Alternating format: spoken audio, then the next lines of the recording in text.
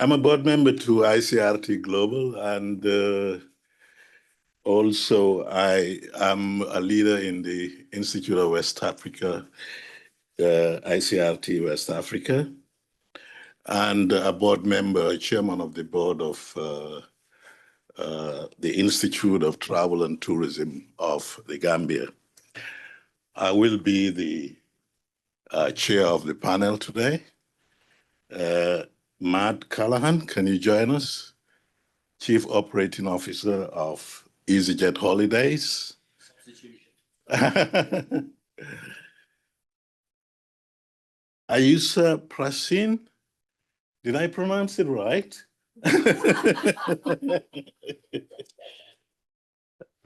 How do you pronounce it? Aayusha Prasain, but it's okay. Okay. CEO Community Homestay Network Nepal and a winner of Creative Shared Value Awards today.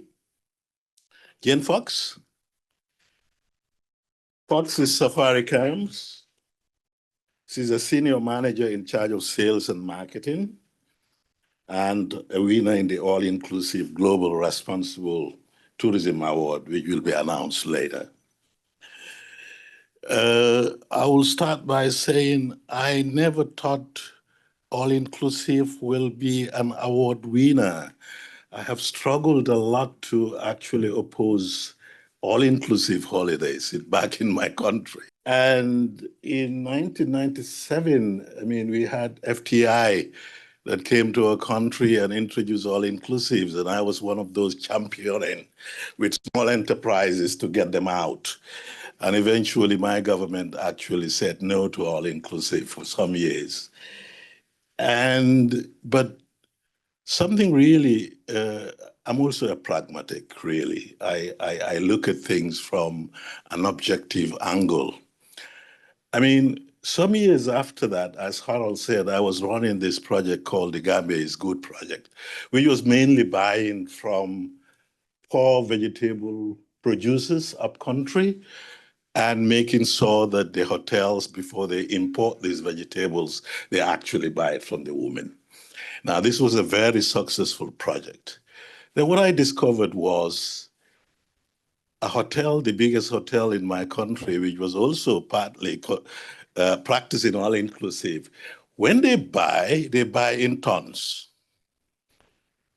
But a smaller hotel, Safari, with responsible, quote unquote, on their brochure and everything, which I loved because it was a very small, cozy, nice hotel. When they buy 5 kilos of tomatoes, 10 kilos of this. And to make it even worse, they had a back garden at their place where they can actually grow responsibly to feed their tourists. So I started to think about this. I said, actually, the point is the linkage that you can make. I mean, tourism is a market, and the consumer comes all the way to your country to consume, and they prefer local stuff. So if I can give them 1 ton of tomatoes to eat all over and 5 kilos, does that really ring a bell to you? Really? So I started to think that, well, the point is the linkage with the local economy that you can make, which is what is important. If an all-inclusive hotel can buy all this stuff from local farmers, and I still call them, no, they should not be here. I mean, it doesn't make sense to me. And that's how I started changing my opinion about all-inclusives. And today I'm happy Jen Fox, operating an all-inclusive package, is a winner of an award, which is, to me, I would not have thought of that some years ago, that I will be seated with someone who won the award on as an all-inclusive company. But that's where we are. Another thing that was interesting was when I was doing this project with Harold in the Gambia, and we started criticizing, of course, the all-inclusive packages and all that. And a young man got up who is a bombster. A bombster in our country means these young people who just follow tourists. And we invited them because there was this multi-stakeholder participation. Everyone should participate so that we can hear your opinion. And this young man, after we criticized all-inclusive and all that, just stood up and said, Mr. Ba, can I talk? Can I talk? I said, yes, please talk. And he said, I would love to be an employee in that all-inclusive hotel. We were taken aback. And sometimes as NGOs, we think we're speaking for the general, for the people, but in actual fact, we do not consider some objectivity. We just paint a brush, you know, a brush. We paint a brush against everything we think it is big. It is, you know, they're just exploiting, they're doing nothing but just the economic bottom line is what they're interested in. But sometimes it's actually the fault of the destination not taking advantage of making sure there is this linkage between tourism and the local economy.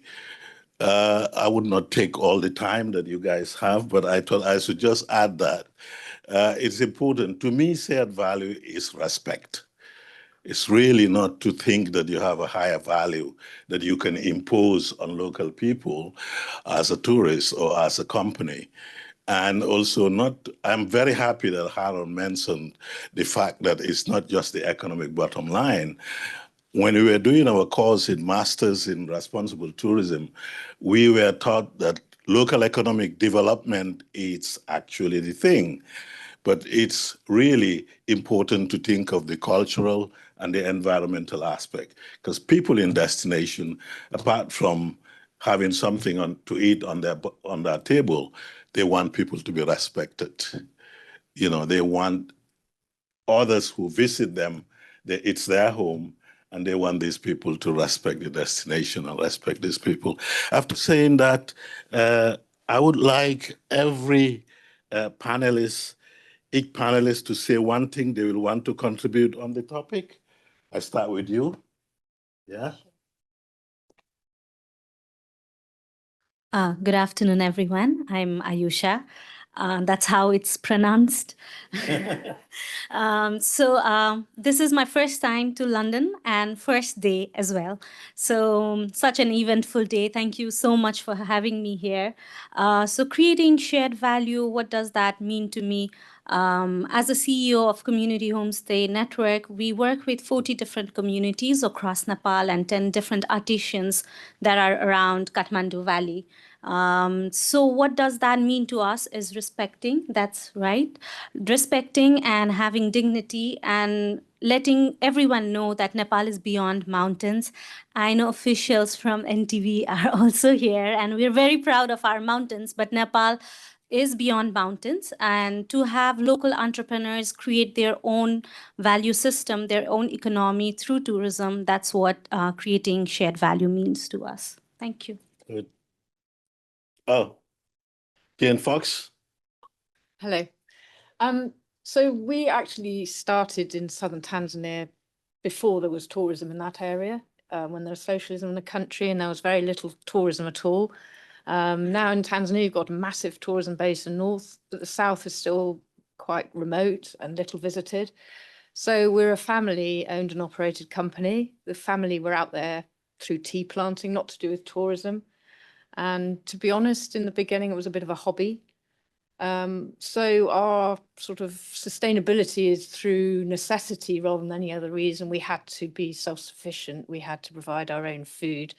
You couldn't buy anything, the shops were empty. So if you wanted to operate anything, you had to produce it yourself. And that's just continued onwards. So I'd never really thought of our business as an all-inclusive.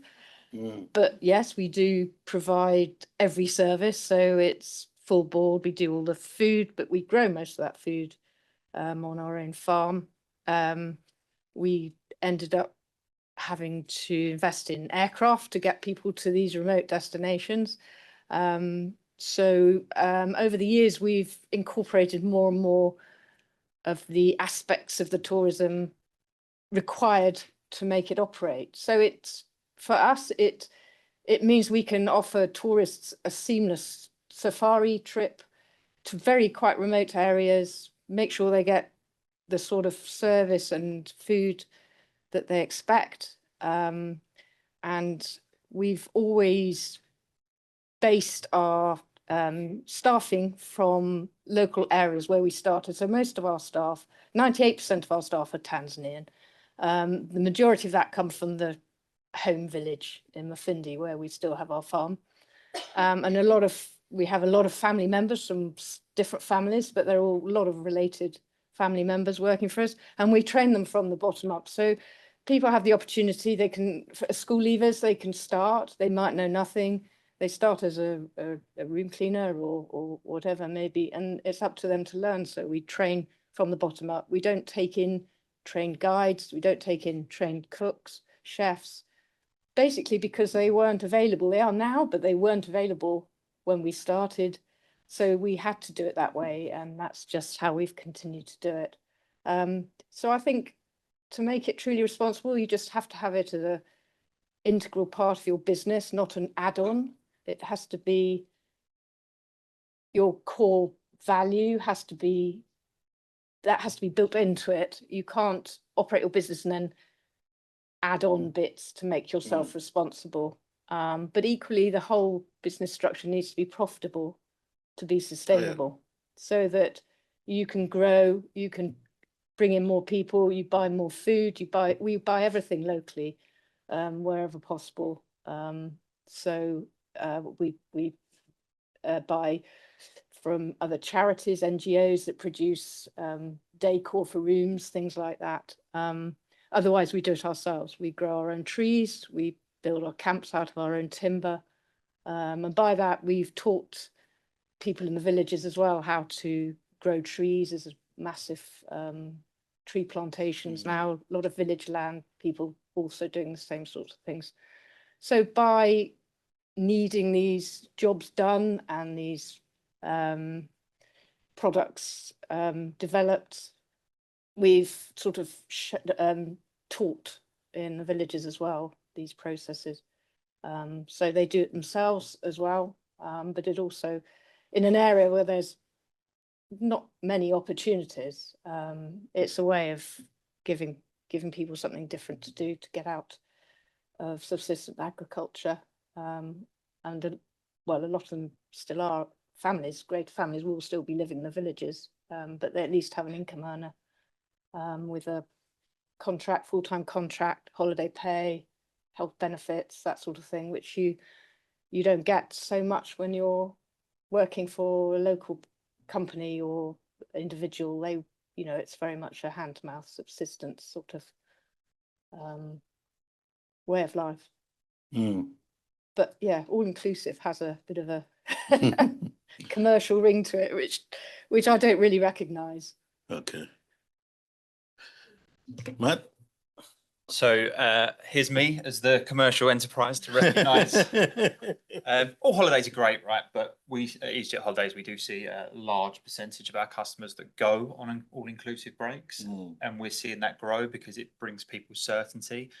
We still see that our customers are still prioritising holidays, even when times are a little bit tougher, but they do go for the all-inclusive model to offer that bit of certainty. So when we think about us as a mass tour operator, shared value is important for a couple of real reasons. We take millions of customers on holiday each year. I'm glad the bumps to change your mind on all-inclusive holidays, because I think it's such a valuable point for our holidays. We're delivering such great shared value for so many people that are employed by these hotels, for our own business model, how we use local destination management companies to serve our customers whilst in resort. So outside of the UK, all of our, or 99% of the people that touch our customers or integrate with our customers identify as living local. So we're spreading the benefit for them there. But we know we can do more. There's millions of customers that we're taking on holiday each year, and we know that shared value can move into more communities. And the other thing for us, I think, as a mass tourism operator, is how do we get our hotels to come on the journey with us? So, we're a brand that's synonymous with value, and all of our partners are similar, and they offer incredible value to our customers. But sometimes it takes a bit of convincing to get people to move, to change their business practices, and demonstrating the shared value for both them and their communities is a really effective way for us to do that. Great. I've worked with craft people before, but One thing is really difficult. It's how do they become more creative and innovative in what they do. In most cases, in our part of the world, it's they learn from their parents or from their grandparents about the type of craft they produce. And sometimes it doesn't explain much to the tourist what the craft is about, the background and everything. And do you get them to know all these things? Do you give them training? Can you explain what you do in that area? Yes, sure. So, as a social enterprise, we have a separate team within our bigger team. We call it product development team. So we work with communities. We like to say we co-create the products with them. So everything we showcase or we the travelers come and experience is the byproduct of what has been done through generations.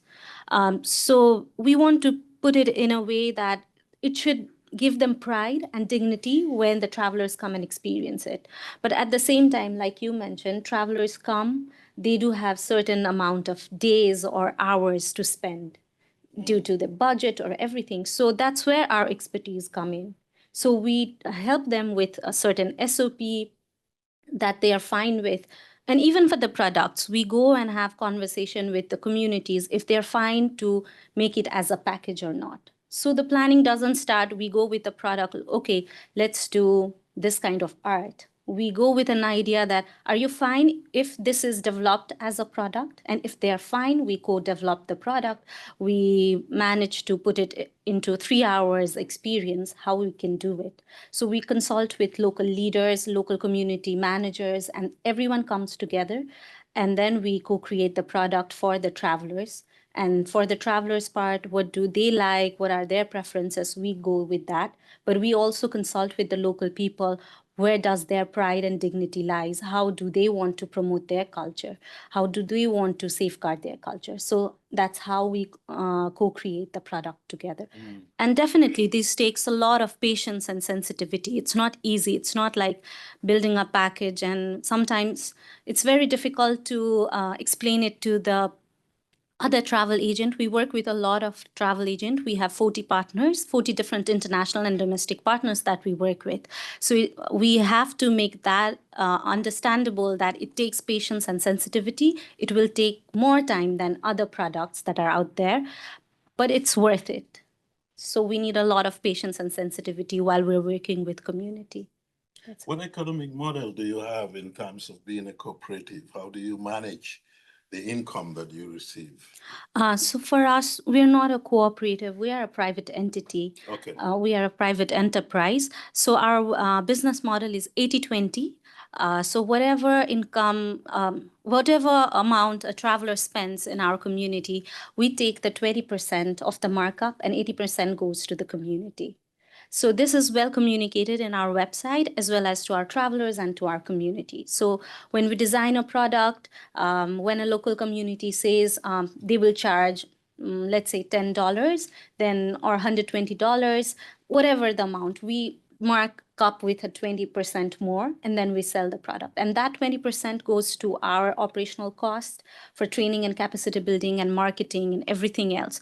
So you might be wondering, how is that possible with 20%? That's where collaboration comes in. We collaborate with a lot of other tour agents, with impact partners, and with also tourism board. They support us with marketing the product because it's not just about our organization. I think putting our model out there also helps us to become more trustworthy. So it's easier for people to understand how we're working, and it's not just benefiting one private entity, but how we are trying to promote Nepal in a diverse way, how we're trying to explain community tourism works in Nepal. So that's one of the way. And I think here we are a lot of people with innovative ideas and change makers, and but we are also selling the products. But we are very passionate about what we're doing. So I think what we are trying to do, or what I believe, is we're not just trying to sell our products, but we are trying to change and shape the ecosystem that we are working. So it's very important for us to have a business model. So we also help communities understand they are working under a model that's trustworthy, and also help them become entrepreneurs themselves. Rather than a recipient and mere beneficiaries, they become powerful in a way that they are entrepreneurs and they are taking in charge of their enterprise. Jane, do you have small businesses that operate outside your place? If yes, what's the relationship you have with them? Because in our case, I mean, all these small businesses that are outside of the hotel, they hate all inclusives because they think everything is being spent within the hotel and we will end up not having business from tourists. How do you manage that relationship? So because we're safari lodges, so we're inside national parks. Okay. There isn't a village as such at each hotel. So they're very small. They're not big hotels. They're small tented camps and lodges. We have 7 of them in different national parks.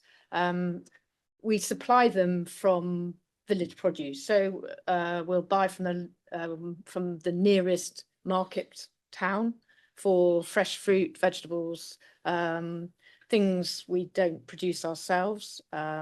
Otherwise, so, you know, as you said before, you know, we're buying potatoes or tomatoes or we will buy a lot more perhaps than you know, individuals do. So really, we don't import food, so we buy everything locally, either from local farmers. Yeah, exactly, local farmers, or if we have to bring it in from a town, we you know, obviously we have to provide food of certain standards, so some things have to be brought in maybe from Dar es Salaam or further afield. But for the majority of products, yeah, we produce it ourselves, or we get it from the local areas. One of the examples we have in the Gambia is this big hotel. What they did was actually to invite the craft to come inside and sell to their guests. And the craft people discovered that they sell more in the hotel than outside. And that was a way of actually compromising their sentiments, where they just felt they're just taking everything. What's your advice in managing such relationship? So again, it's a slightly difficult one for me to answer, because we don't have people. You can't live in a national park, so there are people there. I mean, so we set up an NGO many years ago now in our local area, basically because we would help build wells and things anyway, so it was just a more way of formalizing it. But over the years that's expanded, and we now have vocational training, such that we have a sewing school, for instance. So we're now getting those ladies to make products like you know, dressing gowns and in local materials that we can then sell to people in our camps and lodges. But there's not, the areas we're in aren't big tourist areas actually, so there's not a massive craft type economy in these areas. But yeah, where there is, we embrace that. We do have Maasai who make all the lovely beaded jewelry, and they can sell it inside the lodge. Yeah, no problem with that. I could probably jump in on that, Adama. Yeah, it's a journey that we're on at EasyJet Holidays. So we spoke about, you know, we give benefits to millions of customers, but we want to do more. So we're working in some of our more popular destinations to do exactly what you said and bring more community tourism into the hotels. And I think this is a great example where, you know, we need to focus on what the customer wants and what the customer needs right now. And, you know, by finding ways to integrate community-based tourism into the hotels, into the properties, to find different ways for them to earn revenue is something that we're really focusing on. So many of you would have heard of Planetera. So that's our partner. And that's how we're working with them to identify the opportunities to bring more opportunities, because as you said, you know, that's what they're also seeing, that the more you can bring hotels or people to the customers right now, that's when they're going to make a better revenue for them and their communities. Yeah. Lastly, how do you deal with the stigma of all-inclusive in your promotion? Responsible tourism, yes, but how do you deal in promoting all-inclusive? How do you promote it in a way that is acceptable? Millions of customers go on these holidays every year, you know. I think what we have to concentrate, and you know, Harold said we have to get away from this stigma, and things like these awards are doing that. Okay, so there's some incredible properties here. So good friends from Club Marvi who achieved gold in the all-inclusive category for Europe. They're doing some incredible things. But as an industry, we need awards. We need to bring these ideas to the fore. We need to start talking about the great efforts that we're doing. So just to give you some of the stuff from Club Marvi, sorry to steal your thunder, but you know, we talk about $4 million spent locally on sourcing in 2024. You know, 63% of the staff are female. Opening creches to ensure that people can return to work. It's incredible stuff, but we've got to tell this story. For me, the stigma's wrong. But we've got to tell the story more. And I think Harold speaks quite often about the fact that when ecotourism started, we saw a shift from mass tourism that didn't answer and didn't respond to the great things they're doing. So for me, no stigma. Let's push them up and let's talk more about what they're doing. That's great. And that's brilliant from Debbie and Harold to bring this to the fore. Thank you. I mean, to me, sustainability is an aspiration. You cannot just put aside all the things other people do, which is good for the industry, just because they are not sustainable. I think what you do is great, all of you, and you need to be congratulated for everything that you do. Give them a round of applause.